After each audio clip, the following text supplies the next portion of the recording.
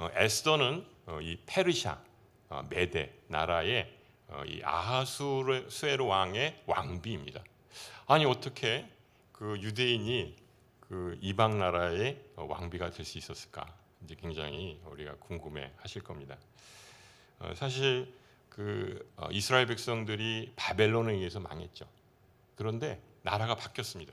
그러니까 이제 패권국끼리 서로 싸우다가 페르시아 메대가 패권을 잡게 되죠.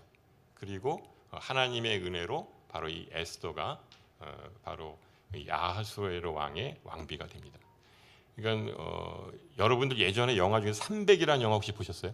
남자들은 굉장히 좋아하는 영화인데 여성들은 봤는지 모르지만 이 페르시아 나라가 얼마나 컸냐면요. 인도서부터 시작을 해가지고 이디오피아까지, 그러니까 아시아서부터 아프리카까지 전부 다 정복을 했습니다. 그러니까 얼마나 큰 나라니까. 그리고 그 야심을 이제 유럽을 향해서 나가죠. 유럽을 이제 집어 먹으려고 했다가 결국은 이제 그 이제 300이라는 영화에 보시면 이제 나중에 이제 패배를 하게 됩니다. 그때 나오는 그 왕의 이름이 크세르 크세스. 이 이름도 굉장히 어려운데 그게 바로 아하수에로 왕이에요. 거기에 보면 막 좀 이상하게 나왔어요. 그 왕의 모습을.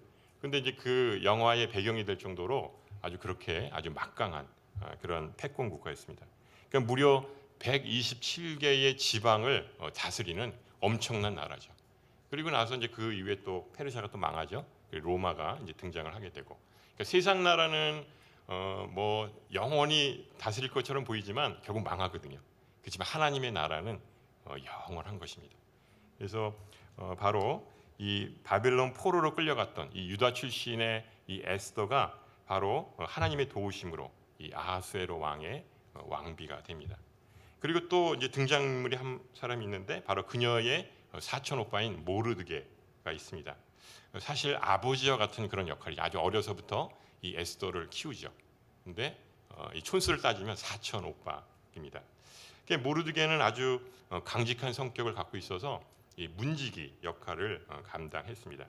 근데 그때 그 나라의 총리로 있던 사람이 하만이라고 하는 사람이 있었습니다.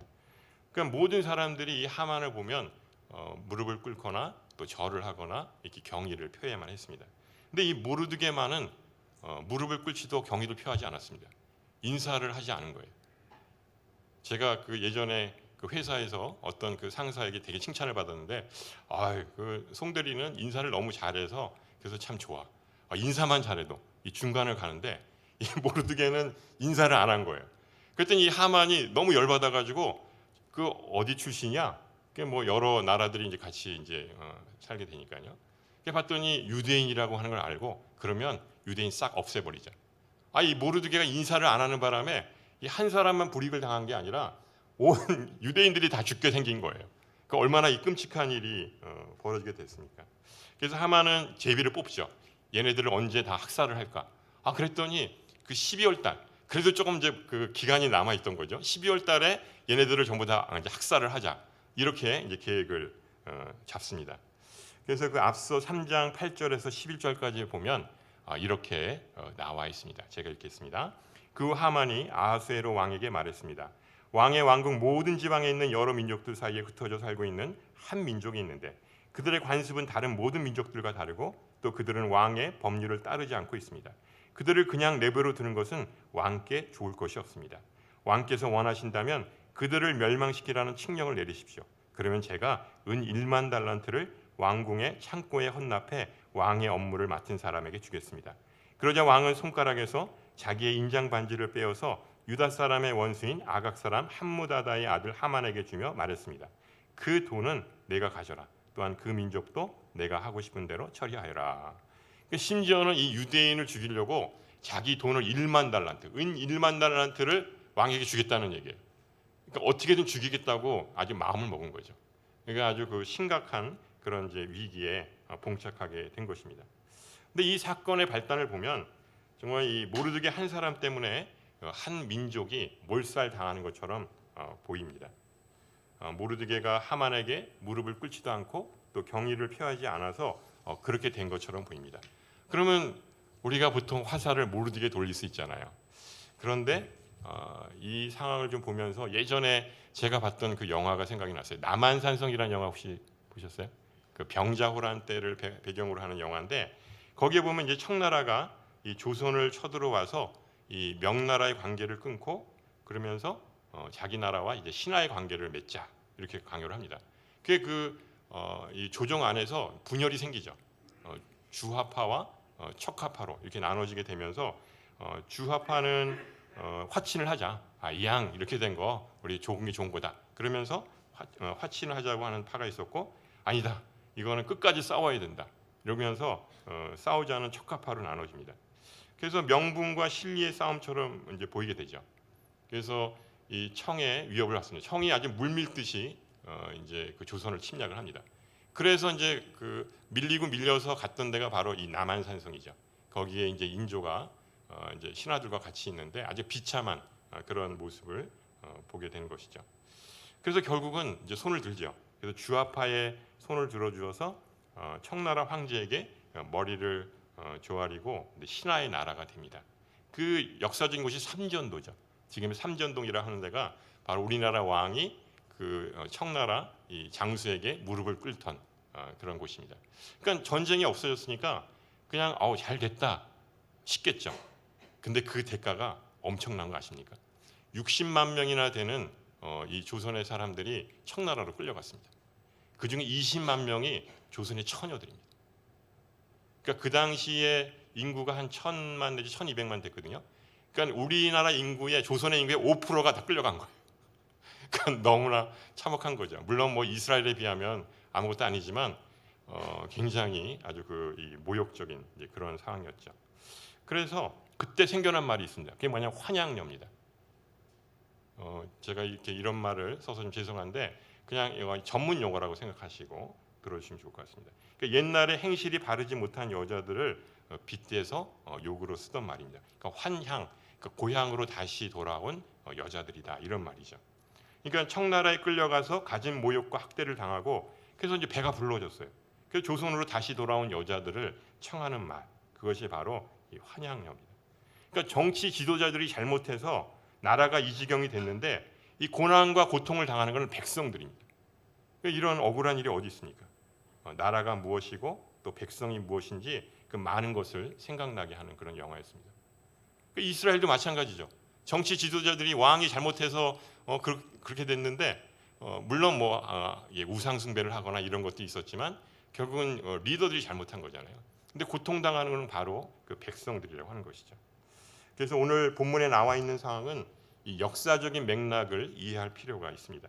단순히 모르드게의 고집 때문에 한 민족이 몰살당하는 그런 어려움에 처한 것이 아니라고 하는 것이죠. 그래서 사실 이 사건을 성경에서 추적해 보면 제일 첫 번째 사건은 바로 야곱과 에서로 거슬러 올라갑니다. 야곱과 에서는 어떤 경우죠? 한 어머니 뱃속에서 쌍둥이로 태어나고 서로 다퉜잖아요. 태 속에서 다퉜다고 얘기를 하죠. 그래서 바로 이 하만이 이 아각 사람인데 이게 바로 에서의 후손이라고 하는 것이죠. 그래서 아말렉 사람이라고 이제 이야기할 수가 있는데 바로 이게 바로 에서의 후손이죠. 그 창세기 36장 12절에 보시면 이렇게 나와 있습니다. 에서의 아들 엘리바스에게는 딥나라는 첩이 있었는데 그녀는 엘리바스와의 사이에서 아말렉을 낳았습니다. 이들은 에서의 아내 아다의 자손들입니다. 그러니까는 이 야곱과 에서는 서로 원수지간이었잖아요. 태어날 때서부터. 그런데 이 자손이 바로 이 에서의 자손이 바로 이 아말렉이라고 하는 것이죠. 아말렉 하면 또 우리 출애굽 때 생각나죠. 출애굽 당시에 이스라엘 백성들이 이제 광야로 지나갈 때 항상 그 뒤에서 연약한 자들, 노약자들을 항상 괴롭히고 그들을 쳐서 죽였던 그 족속이 바로 아말렉 족속입니다.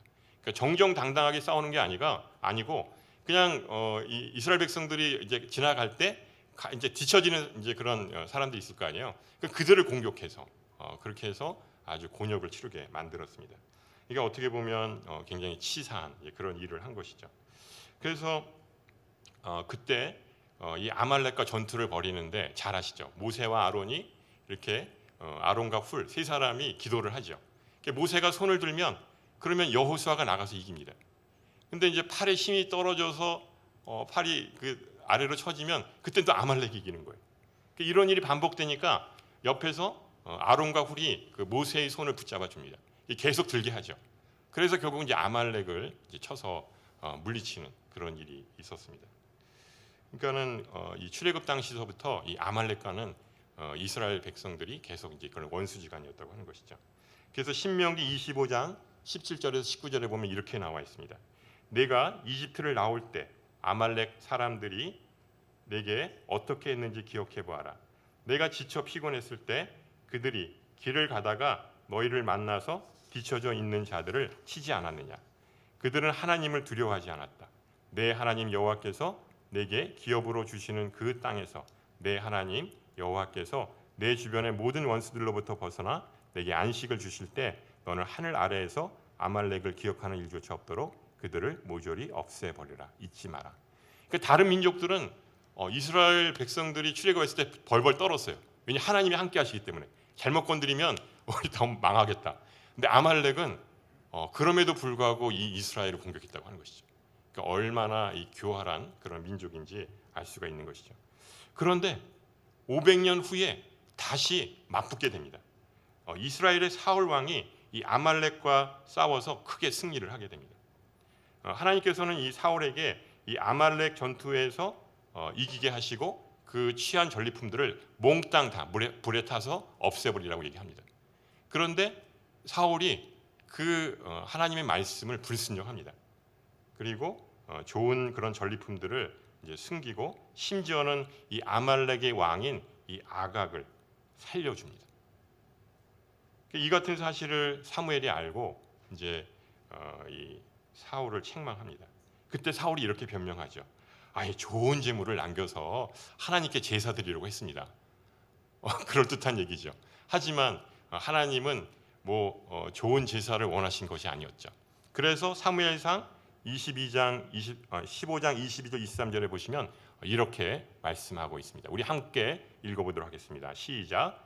여호와께서 여호와의 음성을 순종하는 것보다 번제와 다른 제사들을 기뻐할 것 같소. 순종이 제사보다 낫고 귀 기르는 것이 순양의 기름보다 낫소. 거역하는 것은 점치는 죄와 같고 교만은 우상을 섬기는 악과 같은 것이요. 당신이 여호와의 말씀을 거역했기 때문에 그분은 당신을 버려 왕이 되지 못하게 하셨소. 비록 아말렉과의 전투에서는 이겼지만 결국 사울은 쫓겨나게 됩니다. 왜냐하면 하나님의 말씀에 순종하지 않았기 때문이죠. 그래서 이 두 족속과의 전쟁은 이 오랜 세월을 통해서 계속 갈등을 일으키고 또 싸우게 됩니다. 그러니까 500년 후에 이 포로기한 시대 때 또 다시 바로 이 하만과 모르드게의 대결이 벌어지게 되는 것이죠. 아까 하만은 어디 족속이죠? 아말렉 족속이죠. 아까 사울은 어디 지파인가? 베냐민 지파죠. 이 모르드게도 베냐민 지파입니다. 그러니까 이 하나님께서 이렇게 이제 상황을 만들어 주신 거예요. 그래서 원래 이스라엘 백성들과 싸움이지만 이 모르드게가 바로 이 베냐민 지파 사람인 것이죠. 그래서 다시 이 아말렉과 이스라엘이 전쟁을 벌어지게 되는데 이것이 바로 1000년에 걸친 전쟁입니다. 광야의 시대 때 이 아말렉과의 전투, 또 사울 왕 때, 그러니까 500년, 1000년에 걸친 그 전쟁이 바로 아말렉과의 전투라고 할 수가 있는 것이죠. 그러니까 이것을 보면 아말렉은 뭐와 같죠? 사탄의 세력과 같은 것입니다. 그러니까 패한 것 같고 또 진멸한 것 같은데 다시 고개를 들고 이스라엘을 계속 괴롭힙니다. 이것은 사탄이 이 하나님의 자녀들을 끊임없이 공격하는 것과 같습니다. 제가 몇 년 전에 이 서빙고에서 사역을 할 때 이 대상포진에 걸렸습니다. 갑자기 옆구리가 아픈 거예요. 그래서 처음에 맹장인 줄 알았어요. 근데 3일 동안 움직일 수 없을 정도로 너무 고통스러워서 그래서 이게 뭐지? 그래서 병원에는 못 가고 계속 누워 있었는데 보니까 이제 이렇게 물집이 생기더라고요. 그래서 이게 대상포진이구나 하는 걸 알았습니다. 그래서 제가 이제 박 목사님한테 얘기를 하고 제가 대상포진에 걸렸습니다. 그랬더니 그래요? 그럼 일주일 동안 쉬시죠. 그래서 그때 쉬었는데 그때 이제 목사님들이 얘기하는 거예요. 이제 진정한 온누리교회 목회자가 됐구나. 이 온누리교회 목사님 치고 이 대상포진에 안 걸린 사람이 없다는 거예요. 그래서 저도 그렇구나. 이제 진정한 멤버십에 이제 들어가게 됐구나. 이런 생각을 했었죠. 그러니까 이렇게 우리가 겉으로는 그럴듯하지만 이 대상포진한 게 뭐냐면 어렸을 때 그 수두 바이러스 있잖아요. 그거를 이제 걸리게 되면 이제 면역이 생기는데 그 바이러스가 계속 남아 있다고 그래요. 그래서 우리 몸이 연약해지고 이렇게 면역력이 떨어지면 그게 다시 이렇게 발진이 돼서 그래서 이제 대상포진이 된다고 하는 것이죠. 그래서 우리의 몸의 면역력이 약해지면 생기는 것처럼 이 사탄은 우리의 연약한 심령을 공격하는 바이러스와 같다고 할 수가 있습니다. 이제 바벨론의 포로 생활을 하다가 이제 디아스포라로 이 페르시아 메대에 살고 있던 모든 유대 사람들이 이제 진멸을 하는 그런 위기에 빠지게 됐습니다. 그래서 모르드게가 이 사실을 알고 너무나 안타까워서 자기 옷을 찢고 또 베옷을 입고 또 죄를 뒤집어 쓰면서 큰 소리로 통곡하면서 성 안으로 들어가게 됩니다. 그러면서 이제 칙령으로 공포를 하죠. 너희들은 12월 달에 모두 다 이제 학살당한다. 그랬더니 유다 사람들이 가만히 있겠습니까? 금식하면서 통곡을 했습니다. 많은 사람들이 베옷을 입고 죄를 뒤집어 썼습니다. 이제 수상궁에 있던 바로 이 에스더에게 그 이야기가 전달이 됩니다. 유대 사람들이 너무나 어려움에 처했다고 하는 것을 알게 된 것이죠. 그래서 이렇게 얘기를 하고 있습니다. 모르드게가 이제 8절 말씀인데요. 그는 또한 수산궁에 공포된 학살을 명령한 그 칙령의 사본도 그에게 넘겨주면서 에스더에게 보여주고 설명해 주라고 합니다. 그러니까 다급하니까 이제는 에스더에게 구원 요청 SOS를 치는 겁니다. 그래서 이 칙령 사본을 보여주고 그리고 아하스웨로 왕에게 가서 제발 우리 민족을 좀 살려달라고 이렇게 이 에스더에게 요청을 합니다. 그런데 어찌된 일인지 에스더가 주저합니다. 모르드게의 그 요청을 받고 주저합니다. 그 내용이 바로 이 11절 말씀인데 우리 같이 한번 읽어볼까요? 11절 말씀 시작. 왕의 모든 신하들과 각 지방의 백성들은 남자든 여자든 왕이 부르시지도 않았는데 안뜰에 계신 왕께 다가가는 것이 오직 하나의 복, 곧 죽음을 의미하는 것임을 알고 있습니다. 단 하나 왕께서 금으로 된 규를 내빌 경우에만 목숨을 부지할 수 있습니다. 그런데 내가 왕께 부름받지 않은 지 벌써 30일이 지났습니다.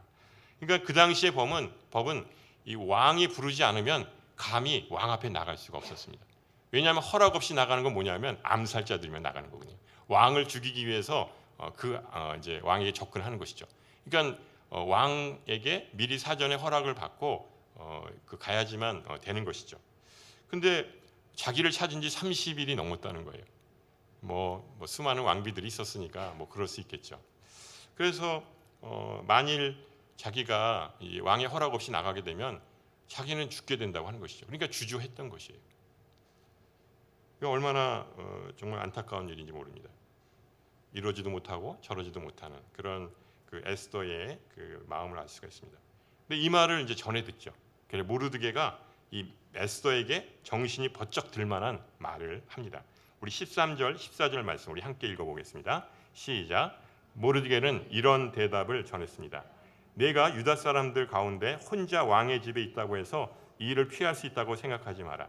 내가 만약 이번에 침묵한다면 다른 어디에서든 유다 사람들은 안녕과 구원을 얻을 것이다. 그러나 너와 내 아버지의 집안은 망할 것이다.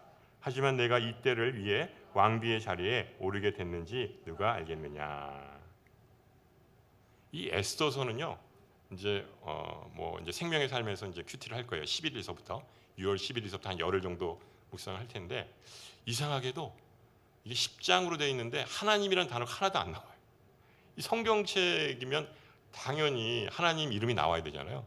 근데 이 에스더는 하나님 이름이 하나도 안 나와요. 희한하죠? 그렇지만 그 맥락을 이해하게 되면 이 안에 하나님이 어떻게 역사하시는지 그것을 우리가 잘 알 수가 있는 것이죠. 그래서 참 어떻게 보면 이제 묘한 책이다 이렇게 이야기를 할 수가 있습니다. 모르드게는 에스더에게 모질게 말합니다. 너만 이 재앙을 피할 수 있을 거라고 생각하지 마라. 너만 살고자 한다면 하나님은 너 외에 다른 방법으로 우리 민족을 구원해 주실 것이다. 내가 잠시 왕비에서 평안할지 모르지만 민족들을 거들떠보지 않은 죄로 인해서 너와 내 집은 망하게 될 것이다. 그러니 다른 마음 먹지 마라. 이 유다인으로 이 왕비에 오른 것 그것은 바로 하나님이 너를 이때를 위함이 아니냐. 하나님이란 이름은 없지만 이제 그런 것으로 다른 방법이라는 이름으로 이렇게 이제 얘기를 하는 것이죠. 정말 이 모르드게가 자기 그 사촌 동생이잖아요. 정말 딸처럼 이렇게 키웠는데 얼마나 강직하고, 어떻게 보면 그래 너만이라도 살아라 이렇게 할 수도 있는데, 너 그러면 네 집안 다 망한다, 이게 완전히 그냥 협박을 하는 거죠. 그래서 얼마나 강직하고 정말 조국을 위한 그 충성된 애국자임을 알 수가 있는 것이죠. 그래서 정말 여기에서는 구체적으로 언급되지 않지만 모르드게가 정말 하나님을 정말 신뢰하는 그런 신앙이 매우 투철하다고 하는 것을 알 수가 있는 것이죠. 그래서 이 이야기를 듣고 이 에스더가 이 흔들리는 마음을 고쳐잡습니다. 그러면서 이렇게 이야기를 하죠. 16절 말씀 우리 같이 한번 읽어보겠습니다. 가서 수산성 안에 있는 모든 유다 사람들을 모으고 저를 위해 금식해 주십시오. 3일 동안 밤낮으로 먹지도 마시지도 마십시오. 저와 제 하녀들도 그렇게 금식할 것입니다. 그러고 나서 비록 법을 어기는 일이 있지만 제가 왕께 나가겠습니다. 제가 죽게 되면 죽겠습니다. 그러니까 이게 이제 개역개정에 보면 죽으면 죽으리라. 이게 여기는 죽게 되면 죽겠습니다. 뭐 훨씬 더 이제 그 뜻을 순하게 했는데, 만일 허락 없이 나갔다가 아하스웨로 왕이 저 뭐야 죽여라, 그러면 죽겠다는 얘기예요. 그래도 여러분들이 나를 위해서 3일 동안 금식을 해주십시오. 이렇게 요청을 하는 것이죠. 그래서 결국 이 에스더는 이 페르시아 그 막강한 나라의 왕비였지만 일신상의 이익을 취하지 않습니다. 그리고 자기 민족을 위해서 목숨을 바치려는 그런 담대함을 갖고 있었습니다. 결국 이 에스더의 용기를 어떻게 되죠? 해피엔딩이죠. 이스라엘 백성들, 유다 백성들을 다 구원하는 일이 생깁니다. 그리고 그 학살을 했던 그 하만은 자기가 세운 그 장대에 매달려서 결국 죽게 되는 것을 보게 됩니다. 그래서 그 절기가 바로 불임절이에요. 지금도 이스라엘은요 불임절을 지켜요. 그 수천 년 동안 내려온 그 절기를 지금도 지키고 있는 거예요. 왜냐하면 완전히 멸망당할 위기에서 이 한 여성의 이 기도와 또 담대함으로 인해서 나라가 살았거든요. 그게 바로 불임절입니다. 지금도 이스라엘은 그 절기를 지키고 있다고 하는 것이죠. 그래서 오늘 말씀을 통해서 제가 그 적용했던 교훈은 바로 이것입니다. 우리가 주의 사명을 감당하는 것, 그것은 우리가 하나님의 일을 도우는 것이 아니에요. 하나님은 우리로 하여금 하나님의 일에 동참할 수 있게끔 기회를 주신 것이. 근데 우리는 거꾸로 생각하고 있어요. 내가 갖고 있는 능력, 내가 갖고 있는 무엇으로 인해서 하나님을 도와드린다고 생각을 해요. 절대 아닙니다. 오해하지 마시기 바랍니다. 교회에서 각 부서마다 이 사역의 일꾼들을 뽑느라고 교육자들이 사실 얼마나 고통스러운지 모릅니다. 사실 연말이 되면 이제 바뀌잖아요. 그러면 가서 사정하고 이번에 사역팀장 맡아주십시오. 사정을 합니다. 제가 처음 작년 12월 달에 왔을 때 동누리 공동체를 맡으면 얼마나 힘들었는지 몰라요. 다들 안 하시겠다고, 내려놓겠다고. 그래서 제가 뭐 아무 정보도 없고 모르는데 누구한테 뭘 사역팀장을 시키고 이 직분을 맡겠습니까? 그러니까 대부분 그래서 하시는 얘기가 뭐냐면, 일이 너무 힘들다, 나 상처받기 싫다, 귀찮다, 그냥 조용히 그냥 신앙생활 하고 싶다. 가장 좋죠. 그래서 교회에서 예배당에서 가장 좋은 자리 먼저 기둥 뒤에 있는 자리입니다. 안 보이거든요. 그러니까 조용히 왔다가 조용히 가면 되거든요. 근데 이거는 아니죠. 신앙생활은 우아하게 하는 것이 아닙니다. 여러분들 이렇게 우아하게 앉아 계시지만 우아하게 하는 게 신앙생활이 아닙니다. 치열한 영적 전투입니다. 도망가는 것이 아니라 맞서 싸워야 하는 치열한 전쟁터와 같은 것이죠. 그러니까 우리의 신앙은 이 사역을 감당하고 눈물을 흘리면서 고통을 겪으면서 성장을 하는 것입니다. 온실에서 이렇게 우아하게 크면 잘 클 것 같죠? 아닙니다. 그렇기 때문에 저는 여러분들이 함께 그 사역들을 이렇게, 저는 동역자라고 생각해요. 저는 목회자고 여러분들은 평신도, 이게 아니고 같이 하나님의 나라를 이루어가는 동역자라고 생각을 합니다. 그래서 만약 그런 일이 있다면 하나님께서 여러분들을 천국 용사로 이제 삼아 주실 것입니다. 그래서 우리가 이런 사역의 기회를 통해서 하나님이 나에게 하나님 나라를 이루는 동역자로 삼아 주시는구나, 이렇게 생각하고 좀 이 생각을 바꿨으면 좋겠어요. 그런 기회가 오면 기쁜 마음, 물론 뭐 본인의 은사나 달란트들을 보긴 봐야겠죠. 뭐 감당할 수 없는데 앞에 뭐 찬양팀 싱어를 해달라고 했는데 음치예요. 박쥐에 그러면 할 수가 없잖아요. 그렇지만 너 그 외에도 다른 일들을 또 감당하실 수가 있는 것이죠. 그래서 오늘 모르드게 하는 말처럼 네가 아니라 이 하더라도 다른 방법으로 유다 사람들을 구원하신다. 그러니까 하나님의 손이 짧아서 구원하지 못하는 게 아니다. 하나님의 귀가 어두워서 듣지 못하는 것이 아니다. 하나님은 우리가 스스로 자라나서 하나님의 자녀답게 굳세게 그렇게 살아가기를 원하시는 겁니다. 또 에스더처럼 죽으면 죽으리라고 하는 담대함을 가지고 나가야 하는 것이죠. 그것은 뭐죠? 나는 죽고 예수로 사는 인생이 되어야 한다는 것이죠. 그게 정말 복된 인생이라고 할 수가 있습니다. 기독교는 역설의 종교입니다. 성경을 읽어보세요. 사람의 생각으로 쓰여진 게 아니고요. 사람의 생각으로 이루어진 일들이 아닙니다. 역설입니다. 하늘의 밀이 땅에 떨어져 죽지 않으면 그냥 가만히 있는 거예요. 그죠? 죽어야 많은 열매들을 맺고 풍성한 그런 이 열매를 맺게 되는 것이죠. 그래서 우리는 주와 함께 죽어야 하고 또 다시 살아나야 하는 것입니다. 그래서 누구죠? 예수님이 바로 우리에게 그것을 몸으로 보여주셨잖아요. 십자가에 달려 돌아가심으로 인해서 그 죽음으로 인해서 우리가 구원을 받게 됐잖아요. 그리고 우리에게 영생의 기쁨을 주셨잖아요. 예수님이 십자가에 돌아가시지 않았다면 우리가 어떻게 이 자리에 있을 수 있겠습니까? 그래서 우리가 예수님의 그 삶을 이제 본받아야 하는 것이죠. 물론 그렇게 해서 죽으면 어떻게 돼? 죽음을 두려워하지 마십시오. 우리에게는 영생의 축복을 우리에게 주셨다고 하는 사실을 잊지 마시기 바랍니다. 지금은 참 어려운 시대를 살아가고 있습니다. 매일 하루가 다르게 전쟁의 소문들이 늘어가죠. 우크라이나도 금방 끝날 줄 알았는데 벌써 100일이 넘었는데도 아직까지도 계속 진행되고 있어요. 이게 어떻게 끝을 맺을지 정말 이러다가 확전이 돼서 정말 이 제2차 세계대전이 아닌 제3차 세계대전이 될지 아무도 지금은 알 수가 없습니다. 내부적으로는 분열과 갈등이 너무나 심하게 고조가 됩니다. 어느 곳에서도 마음 둘 곳이 없습니다. 그렇지만 그럼에도 불구하고 우리는 주님의 마음을 품어야 하는 것이죠. 우리가 매일 주님의 뜻을 구해야 합니다. 주님의 뜻을 깨닫고 주님의 일을 감당하면 우리가 이 어려움과 난관을 극복할 줄로 믿습니다. 그래서 정말 이 오늘 말씀을 통해서 정말 에스더처럼 죽으면 죽으리라고 하는 그런 담대함을 가지고 이 세상을 이길 만한 그런 믿음의 용사들이 되시기를 주님의 이름으로 축원합니다. 네, 이 시간 우리 함께 찬양하며 우리 부르짖으며 기도했으면 좋겠습니다. 그래서 우리 찬양 우리 싱어들 나와 주시고요. 우리 같이 찬양하며 나가도록 하겠습니다.